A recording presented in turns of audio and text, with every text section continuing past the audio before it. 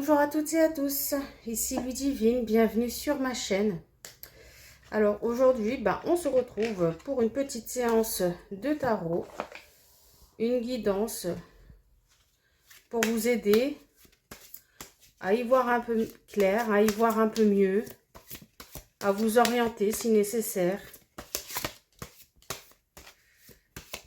Alors, qu'est-ce que les cartes ont à nous dire? Quel message les cartes, les tarots ont à délivrer?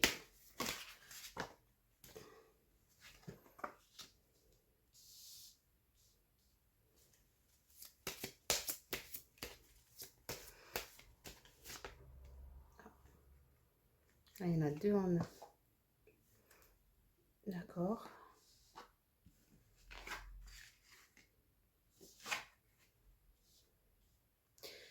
On a donc la papesse, la tempérance, la roue de fortune et la tour. Je dirais dans un premier temps que vous devriez être plus à l'écoute de vos intuitions et que vous devriez vraiment faire attention aux personnes qui peuvent vous entourer ou même à certaines pensées que vous avez vis-à-vis de vous-même. Il y a comme un équilibre qui demande à être fait.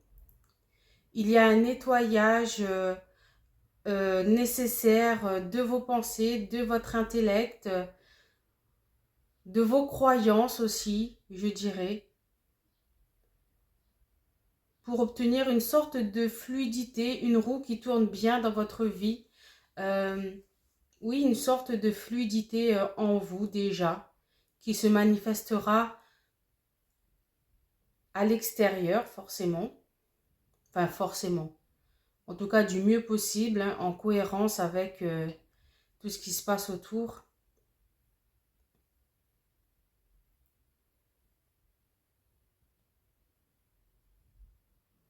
Il y a comme quelque chose qui vous sentez peut-être un peu à l'étroit, un peu enfermé à l'intérieur de ce que vous croyez être,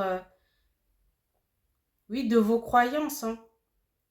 Il y a un problème là avec votre système de croyances. Peut-être que vous vous dévalorisez, peut-être que justement vous avez des croyances mal placées vis-à-vis de vous-même. Comme il y a un équilibre qui doit être fait, je ne vois pas de quel côté exactement la balance tourne, vu que c'est un tirage général. Enfin, la balance, oui, de quel côté elle descend. Si c'est de l'excès de confiance ou justement ou de la peur trop névrosée.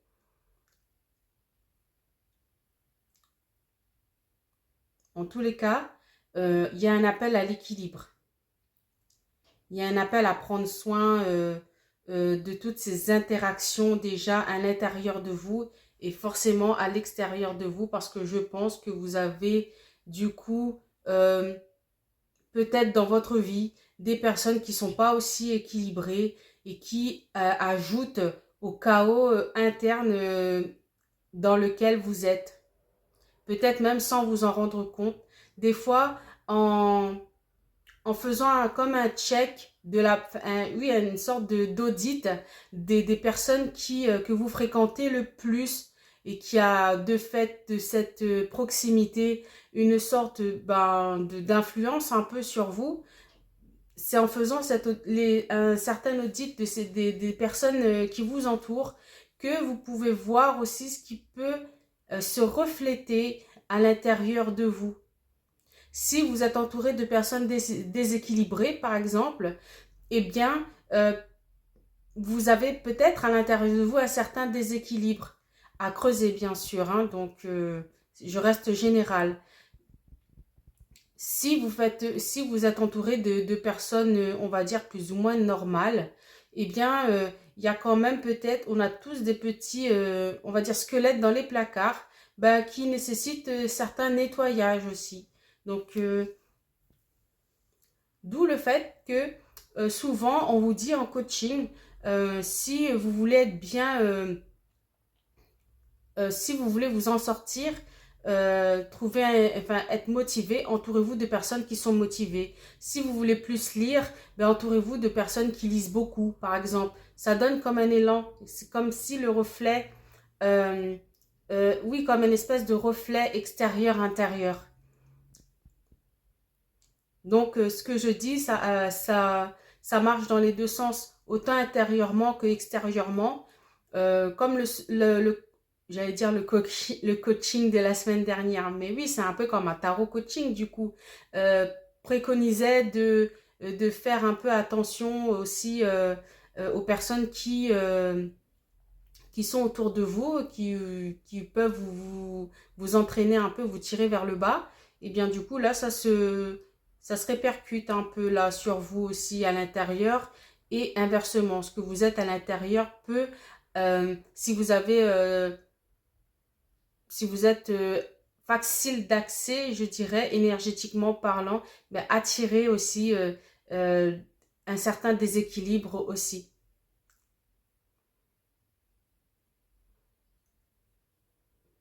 On va couvrir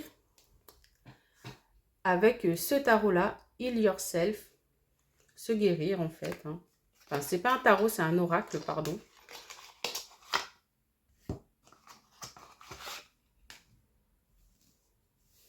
Voir un peu ce que ça peut ajouter comme compréhension.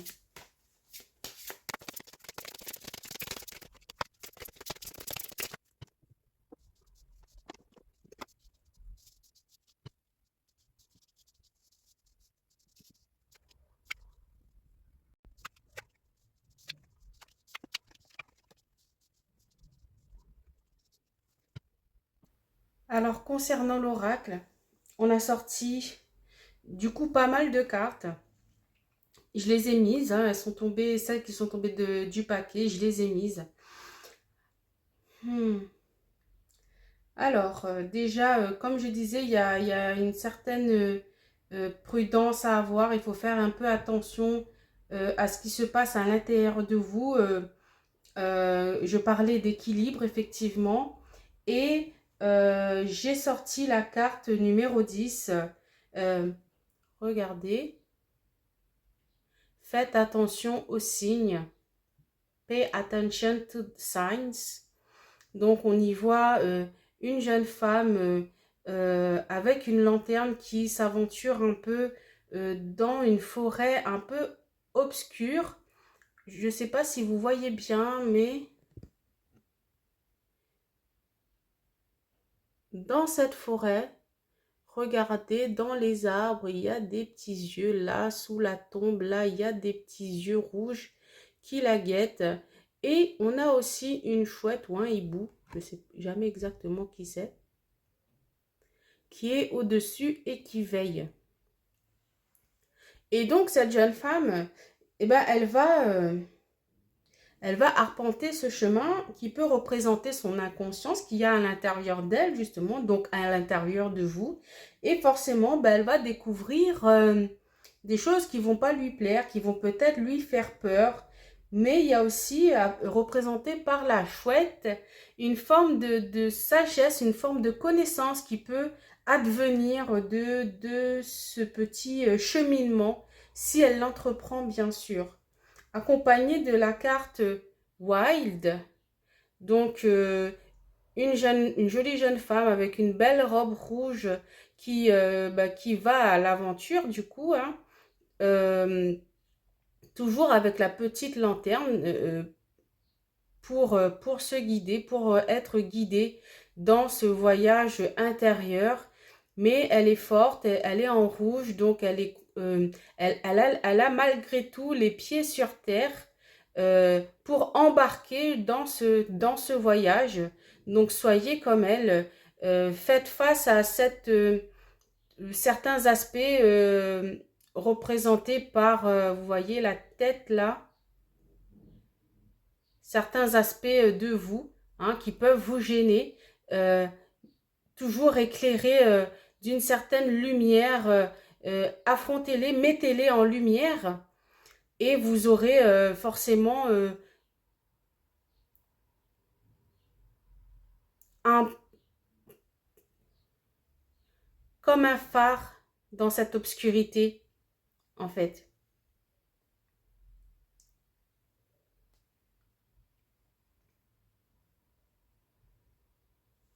Et là, on a sorti la carte Soulmate de l'âme sœur. Ça peut être représenté comme une bonne carte, mais moi j'y vois quand même certains liens qui peuvent vous freiner. Donc là, on parle toujours de ce qui se passe un petit peu à l'intérieur de vous, mais peut-être aussi, vous savez, cette idée que les gens ont de l'âme sœur aujourd'hui. Tout le monde veut retrouver son âme sœur. Enfin, il y a une grande, enfin, il y a une importance derrière cette idée, même une, une précipitation presque à détecter tous les signes qui font que c'est une âme sœur. Mais ça peut être aussi des liens d'anciennes vies, du coup, hein, parce qu'on a souvent l'impression que ce sont des âmes connectées depuis des temps immémoriaux. Et ces liens, malheureusement, ils ne sont pas toujours de bons liens. Souvent, on peut rencontrer des personnes qui sont assimilées comme nos âmes sœurs, avec lesquelles on a quand même de longues histoires d'antan, comme une connexion vraiment très très profonde, mais qui peut s'avérer souvent parsemée d'embûches où il y a eu pas mal de vécu justement. Et si on la rencontre dans cette vie encore, c'est peut-être pour nettoyer aussi et faire table rase de certaines expériences que votre âme sœur apparaît dans votre vie aussi. C'est pas toujours un chemin, un long fleuve tranquille, je dirais, hein. Donc attention à cette notion. Elle peut cacher aussi des chemins assez tortueux aussi. Parce que vous savez très bien que dans la vie, et tout n'est pas tout beau, tout rose. On ne peut pas se dire, voilà, j'ai rencontré mon âme sœur, et puis c'est bon, et puis voilà, la vie était, enfin, c'est bon, c'est tout.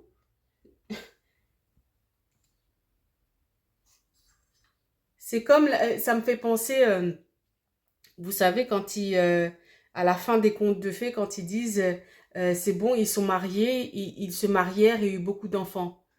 Donc on sait tous que se marier et avoir beaucoup d'enfants, bah, c'est pas la fin du film en fait, hein.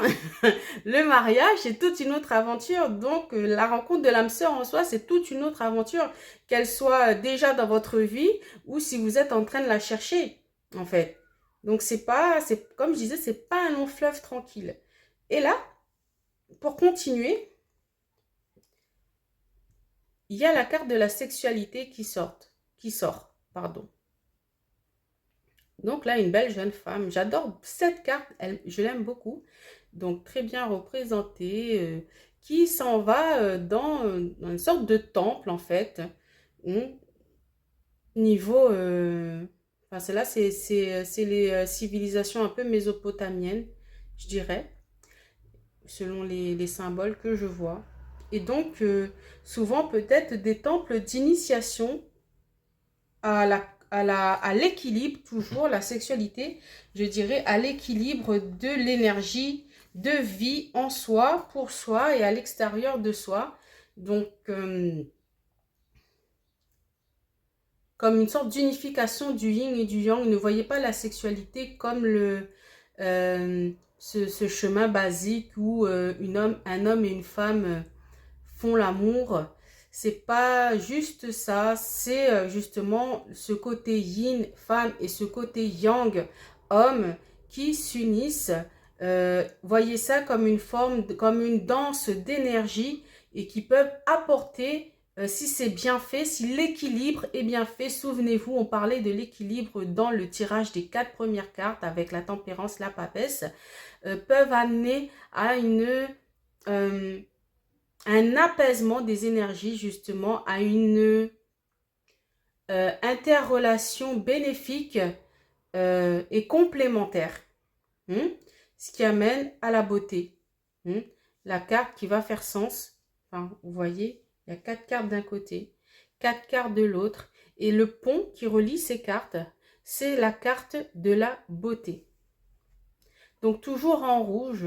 Donc cette femme très belle d'ailleurs, incarnée, sûre d'elle, avec des connaissances jusque dans les cheveux, je dirais, jusque dans sa coiffe, incarne la beauté de ce qu'on peut être quand on arrive à être équilibré, sûr de soi et toujours motivé à aller de l'avant.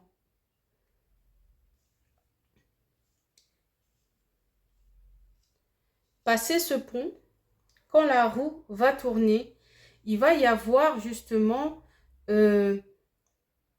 oui, une sorte de nostalgie forcément, parce que bon, quand on passe ce genre d'épreuve presque initiatique, mais de la vie en fait, de tous les jours, c'est comme le passage d'une maison à une autre maison. Eh bien, on a certainement un espèce de sentiment de nostalgie, hein, on sait pas on sait ce qu'on perd, mais on sait pas ce qu'on va obtenir. Et regardez la carte, la femme là avec euh, le nom de la carte, c'est homme à la maison, donc elle est là pensive à lire une lettre comme de son amant passé toute de bleu vêtue en fait, donc dans ses pensées, dans ses esprits, dans son mental en fait, je dirais, en train de lire ça, à sa main, et je sais pas si on voit bien, est accrochée une chaîne avec au bout un pendentif vert émeraude, hein, et le vert est la couleur du cœur aussi, donc il y a des sentiments liés à cette nostalgie. Et oui, ben du coup, si vous faites ce travail sur vous, oui, vous allez ressentir forcément un petit moment de flottement, comme je faisais l'analogie avec le déménagement. Ben voilà, on a quitté la maison, tout est chamboulé et tout. Ben il y a un moment, on se pose dans la nouvelle maison et on se dit, oh là là, bon ben on ne sait pas ce qui nous attend, mais qui sait en fait. Donc on est on va dire dans un espèce de passage d'incertitude, comme une espèce d'inertie, avant que la roue tourne. N'oubliez pas, avant que la roue tourne, hein, et que tous les vieux vêtements usés qui ne nous servent plus via la tour, hein, eh bien, disparaissent définitivement dans les égouts, là où ils n'ont plus lieu d'être, et que ben, justement les rêves prennent place, la créativité prend place. Regardez, Dreams.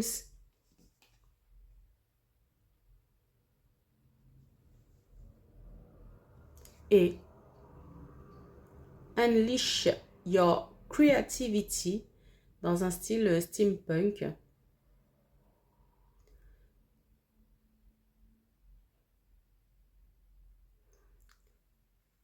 Voyez, pour que ces rêves, ces nouveaux rêves prennent place toujours sous bonne garde, hein, de votre guide intérieur, je dirais, pour pouvoir du coup exploiter ces nouveaux acquis et ce nouvel équilibre que vous avez atteint forcément. Donc, tout ça va demander forcément un petit peu de patience, du travail et de la patience, comme pour tout. Tout n'arrive pas d'un coup. Trouver l'équilibre en soi n'arrive pas d'un coup.